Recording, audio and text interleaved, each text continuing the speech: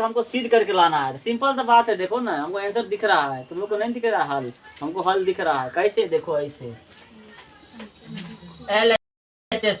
LHS से ये हुआ LHS, ये हुआ RHS। इसको ई जो है ना 1 के बराबर, ये कितना है, ये हमारा 1 है, इसको हमको 1 लाना है। ये हमारा है पूरा, ये 1 है। देखो कैसे हमको a स्क्वायर और माइनस b स्क्वायर नहीं दिख रहा है, दिख रहा है हम लोग को नहीं दिख रहा, हमको दिख रहा है। देखो साइन स्क्वायर थीटा का स्क्वायर कर सकते हैं। पावर पावर क्या होता है, गुना होता है, नहीं माइनस कॉस पावर 4 है तो कॉस स्क्वायर थीटा का स्क्वायर लिख सकते हैं। देखो नीचे में स्थिर रखो, से कट जाएगा। देखो ना ऊपर में बचेगा sine square theta plus cos theta, बाकी सब खल्लास हो जाएगा, खत्म हो जाएगा। सिर्फ sine square theta plus cos theta बचेगा, बाद में सब जाएगा। देखो sine square theta minus cos square theta हो गया। अब a माइनस बी का होल स्क्वायर याद है, a square minus B square क्या होता है, a plus B into a minus B. a का मतलब हो गया साइन स्क्वायर थीटा, b का मतलब हो गया कॉस स्क्वायर थीटा। ठीक है, तो सूत्र लिख दे, चलो लिख ही देते हैं। a square minus B square बराबर a plus B into a minus B, यही ना होता है फार्मूला। चलो सूत्र लिख दिए यहाँ पर, ताकि तुम लोग को ज़्यादा एक्स्ट्रा माइंड सोचना नहीं कैसे हो गया। देखो a का मान हो गया साइन थीटा, b का मान हो गया कॉस स्क्वायर थीटा। चलो लिख भी देते हैं, a बराबर हो गया साइन स्क्वायर थीटा और b बराबर क्या हो गया कॉस स्क्वायर थीटा। तो इतना आप लिख दिया, आपको इतना बेसिक कर दिया। चलो बैठा दो इस पे, इसे बैठा दो। एक मान साइन स्क्वायर थीटा, ए का मान sine square theta, sine square theta plus B का मान कॉस स्क्वायर थीटा, यही बचेगा। इसका मान कितना होता है, ए का, इधर वाला कट करेगा sign square theta minus cos square theta. अब बट्टा में क्या है, यही वाला है, बट्टा में क्या है, यही वाला है। देखो sine square theta minus cos square theta. तुम लोग कभी कभी देखते तुम लोग को भारी लगता है, बाप रे कहाँ से आ गया है इजी। देखो ये वाला क्या बचा, sign square theta plus cos square theta. इसका मान कितना होता है, 1 sign square theta plus cos square बराबर क्या होता है, 1 लिख दो प्रूफ। एक आ गया ना RHS, ये क्या हो गया हमारा RHS प्रूफ। उतारबो करेगी, अगला क्वेश्चन देख ले। चलो अगला क्वेश्चन देख लो वालों पर क्या है। चलो हम काट देंगे, रहने दो।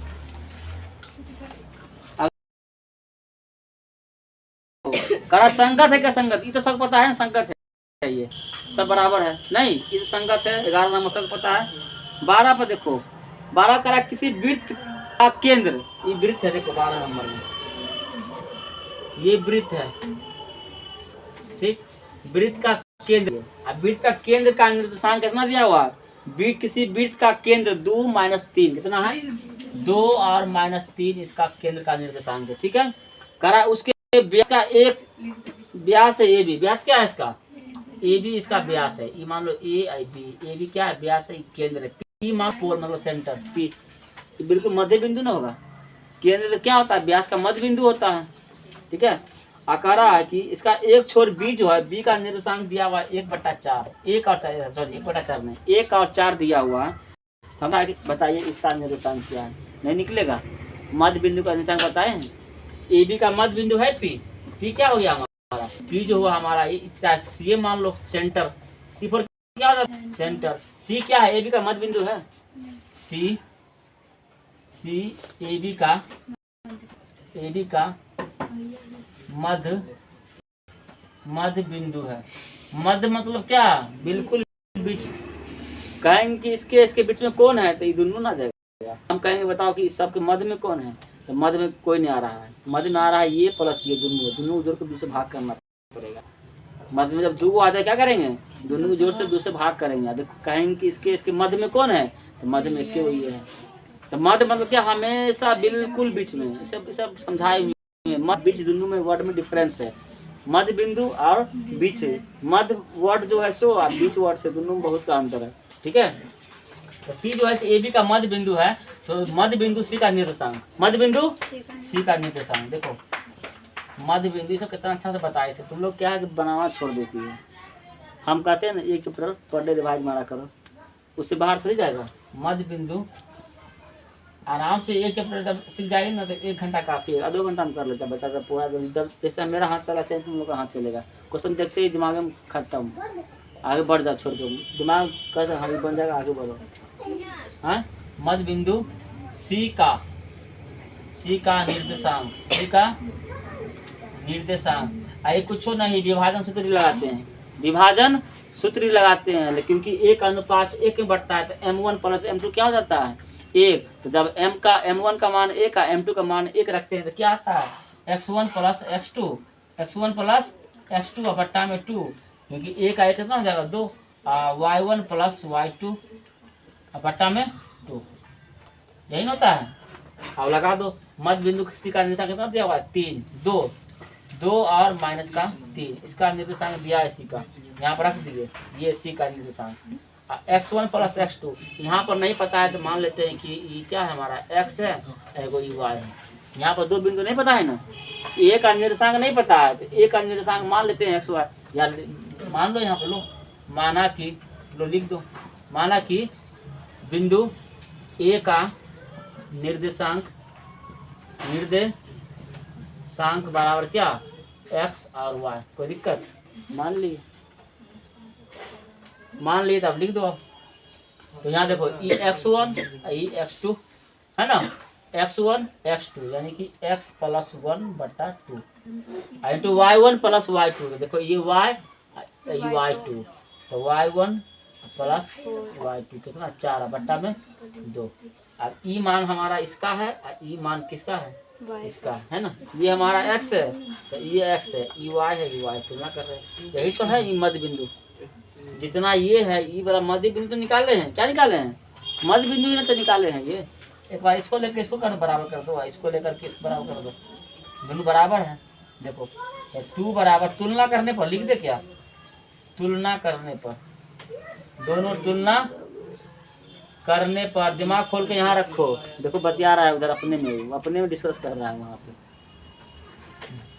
2 बराबर x प्लस 1 बट्टा में 2 बट्टा में 1 करके बाय क्रॉस गुना कर लो, पूरा आइडिया छान मारेगा ना, चैलेंज के साथ करे, कहीं क्लास में मिलने वाला है, तुम जाकर देख लो, ट्राई कर लो, सब विद्यार्थी कर रहे हैं। तुम बैठ के बतिया, 1 को 1 से गुना करो, x कम x, 1 कम 1 प्लस 1 और 2 दूना 4, 1 को कहाँ भेज दो उधर, 1 को भेज दो उधर, x बराबर 4 माइनस 1 होगा, x बराबर कितना बचेगा 3, जाकर ट्राई कर लो, अगर इतना सोचने वाला मिल जाता तुमको।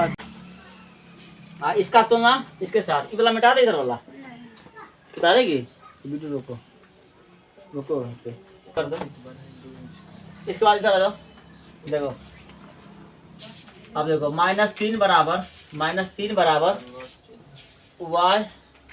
y1 तो y माने y प्लस 4 बटा 2, बाय क्रॉस गुना करने आता है बटा 1 करके, y कम y प्लस 4 कम 4 और 2 3 6। हम लोग से इतना आसान थोड़ी देता है, देखो रहता है यही सब कॉन्सेप्ट, यही रहता है। 4 भेज दो उधर, -6 -4, y बराबर कितना होगा -6 -4 कितना होगा -10, ठीक है उत्तर। यानी ए का निर्देशांक बिंदु ए का निर्देशांक बराबर x y यानी कि 3 और माइनस का 10, उत्तर। जल्दी छाप लिए पूरा, गलती होगा उसमें देख क्या रहेगी, हमारा बनाया हुआ गलती हो जाएगा। उस त्रिभुज का क्षेत्रफल ज्ञात कीजिए जिसका निर्देशांक, मान लो कि जहां से शुरू करना है ABC कर लो, ए का मान कितना 3 4, ए का मान 3 और 4 दिया हुआ है, अब बी का मान -4 और 3 दिया हुआ है, ठीक है। 80 का मान दिया है 8 और 6, इसका क्षेत्रफल निकालना है। क्या है इसमें, कुछ नहीं है, लगा दो, त्रिभुज का क्षेत्रफल बराबर त्रिभुज का क्षेत्रफल बराबर 1/2 x1 y2 माइनस y3, याद है तुमको फार्मूला, प्लस x2, 3 से खत्म हुआ, 3 से शुरू होगा,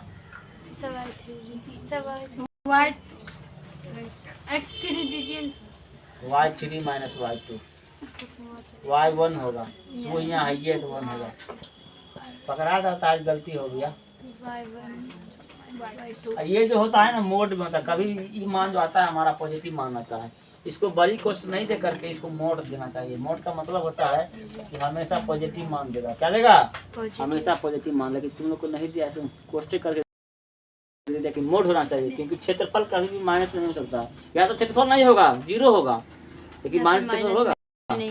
क्षेत्रफल 0 हो, या तो कुछ 0 होगा, या तो लेकिन माइनस में नहीं होगा। ये होता है मोड में, क्योंकि इसको माइनस पे आता है तो इसको प्लस मान लेते हैं।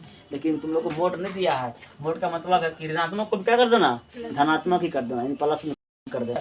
लेकिन तुम लोग किताबें में लिख के दिया है कोष्ट, तो हम काहे के लिए कर दे मोड। मोड है लेकिन इंटर में मोड आता है। क्यों किया है कोष्ट? ताकि अभी तक मोड कहीं पर 10वां तक में कहीं पर यूज नहीं हुआ, इसीलिए हटा दिया। उसको बोलते हैं मोड, हटा देगा। देखो यहाँ पर अब अगर नहीं दिख रहा है तो ठीक है, नहीं दिख रहा है तो यहाँ पर लिख लो, मान लो ये x1 y1।